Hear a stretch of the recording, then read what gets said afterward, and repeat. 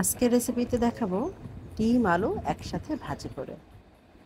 আসসালামু আলাইকুম, আশা করি আপনারা সবাই ভালো আছেন।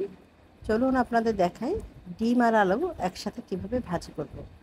এটা যদি কখনো কেউ না খেয়ে থাকেন এভাবে করবেন, দেখবেন সময় বাঁচবে আর খেতেও ভালো লাগবে।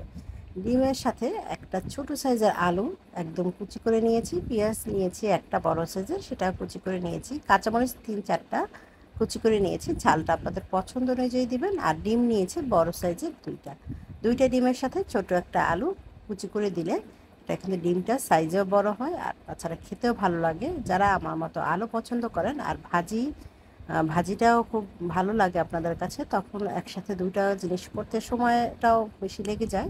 সেই কারণে যদি এভাবে করে খেতে পারেন তাহলে কিন্তু বেশ ভালোই হয়, মন্দ লাগে না কিন্তু খেতে, খেয়ে দেখতে পারেন।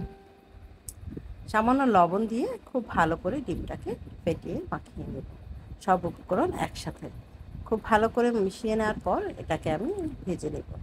আর এটার মিশ্রণটা খুব ভালো করে মাখাতে হবে, যেহেতু আলু আর পেঁয়াজটাকে খুব ভালো করে একটু মথে নিয়ে মিশিয়ে নিলে কিন্তু ভালো হবে। যেহেতু পেঁয়াজ আর আলুটা খুব ভালো করে কুচানো, ডিমের সাথে আলুটা ভালো করে কুচিয়ে না দিলে কিন্তু আলুটা সিদ্ধ হবে না ভাজার সময়, এই জন্য পাতলা করে কুচিয়ে নিতে হবে। কারণ মোটা মোটা করে কুচিয়ে নিলে কারণ ডিমটা তো দ্রুত হয়ে যাবে, আলুটা শক্ত থেকে যাবে। মিশ্রণটা মাখানোর শেষে আমি চুলায় একটা প্যান বসিয়ে দিয়েছি। প্যানটা গরম হয়ে গেলে এখানে কিছুটা তেল দিয়ে দিচ্ছি। যেহেতু ডিম ভাজতে কিন্তু খুব বেশি তেলের প্রয়োজন হয় না, আর একদম কমও দেওয়া যাবে না। দুটো ডিম যেহেতু সাথে আলু আছে, এই জন্য একটু তেলটা পরিমাণ মতো বুঝে শুনে দিতে হবে। তেলটা বেশ গরম হয়ে গেলে আমি চুলার আঁচটা একটু কমিয়ে ডিমটাকে দিয়ে দিব। আর এটা একদম ভালো করে চারপাশটা ছড়িয়ে প্যানের সাথে ভালো করে ছড়িয়ে দিতে হবে, যাতে আলুটা সিদ্ধ হয়ে যায়। আর এখন একটু আমি ঢেকে দিব, ঢেকে দিলে কিন্তু আলুটা দ্রুত সিদ্ধ হয়ে যাবে।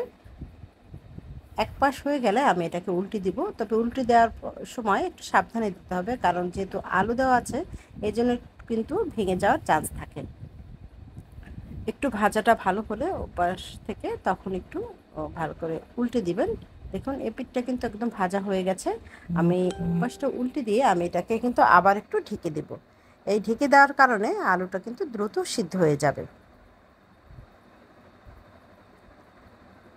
ওপাশটা হয়ে গিয়েছে, আমি এখন একটা কেটে দেখিয়ে দিচ্ছি ডিমটা কতটা ভাজা হয়েছে।